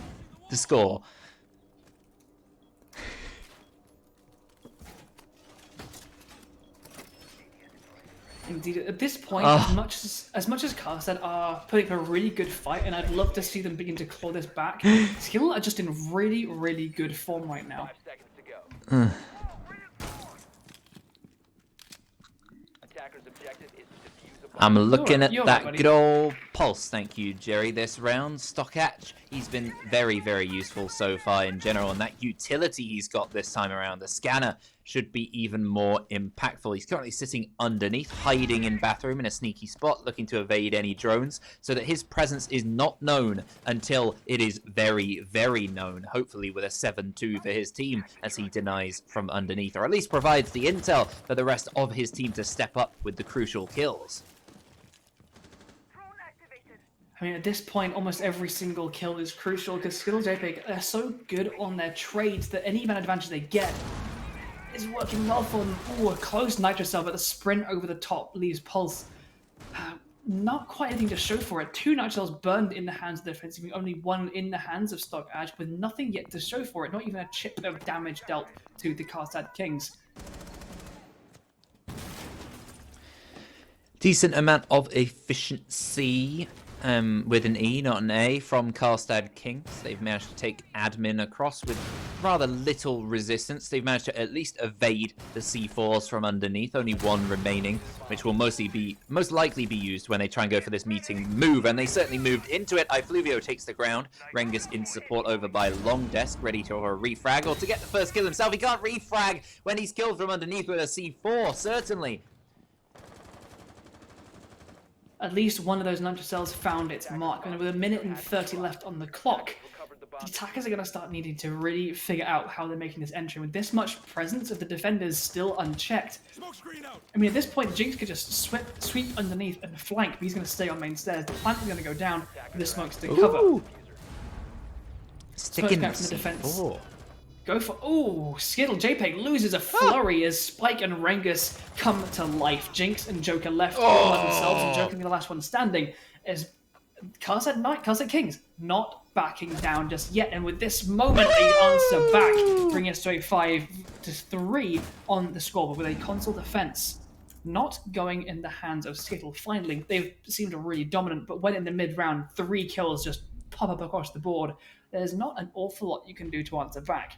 Rengus with the quad, pulling out the individual moments for the team, but it was a great team effort in general from Carlstad Kings to keep themselves in contention. 3 rounds away now from a draw. It would be a shame if they got nothing from this game, at least from all the matches today, this series. And Lobby Press Room is going to be the site they'll need to take, and they really struggled on this last time. They certainly did. Skittle seemed really dominant. It became an absolute killing spree up on the top floor. We barely saw Lobby itself. Carlstad Knights need to probably hit this site nice and hard because we've seen how strong Skittle would be on that top floor. Attackers need to locate and defuse as many bombs as they can.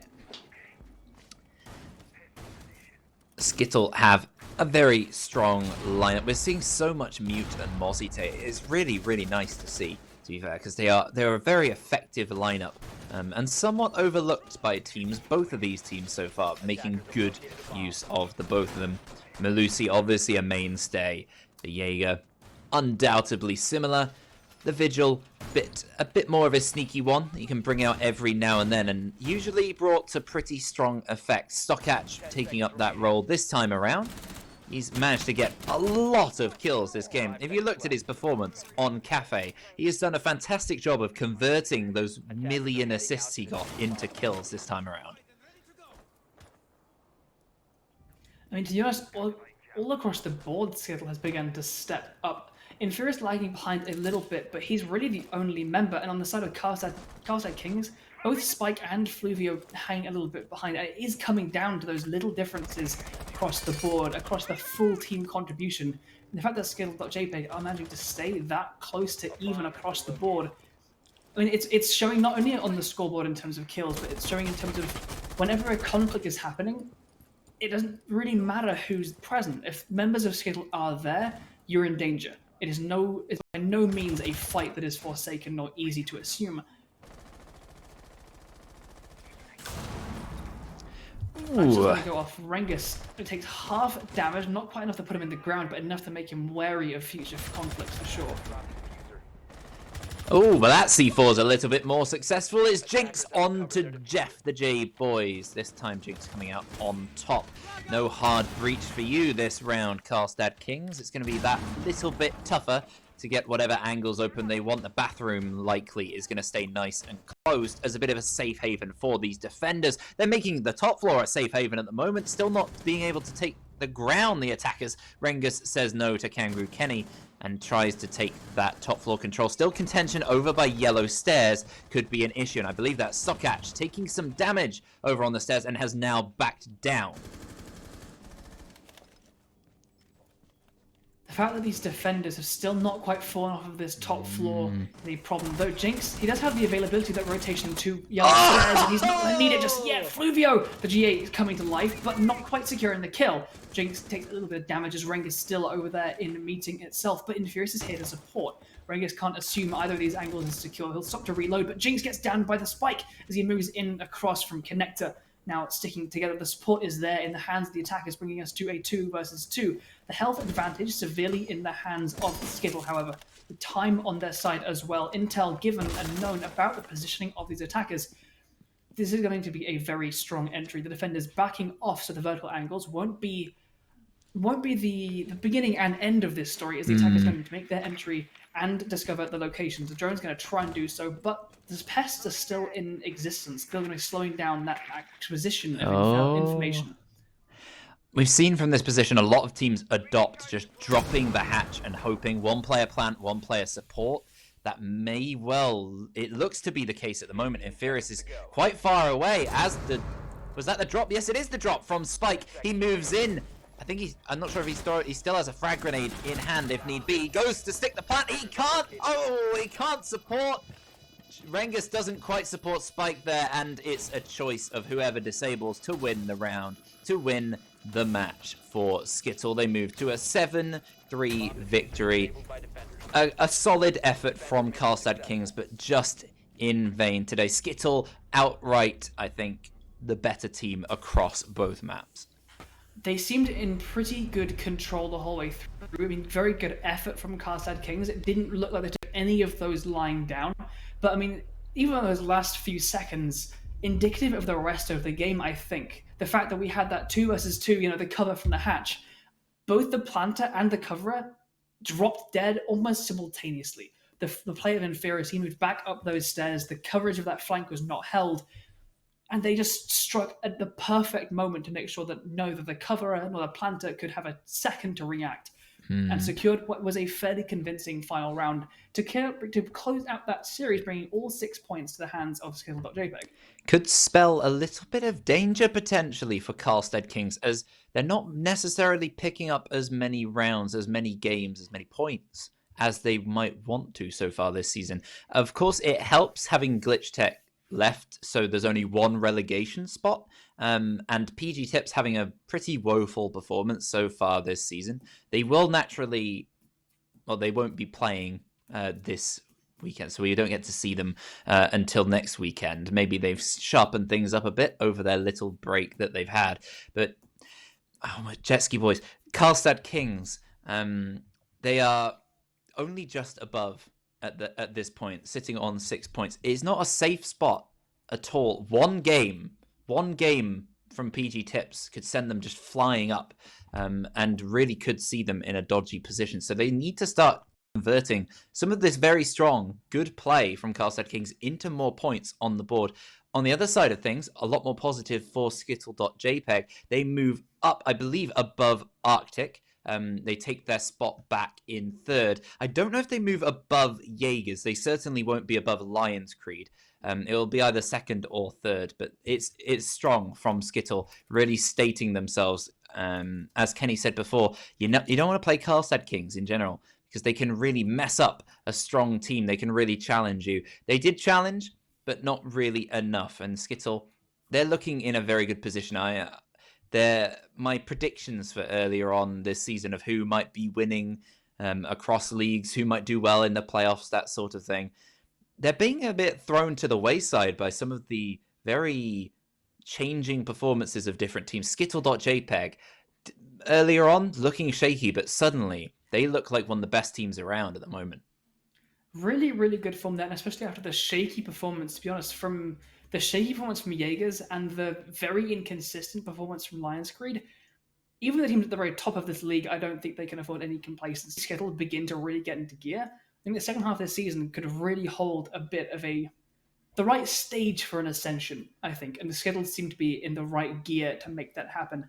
But for now, I think that concludes this weekend of Siege. So from us here at the studio here, Barnow and Evac Studio, this has been ECS Major Division. It's been a pleasure to bring you all of the games so far this weekend and catch up with us again for the next weekend's majors and the games throughout the week. So For now, that's it from us. Thank you for joining us. Thank you to Joe for producing, Joe for observing, Grissom for producing, and we will see the rest of you all here viewing here at ECS in the next week. I think for now, that's it from us, and we'll see you guys soon. I'm watching.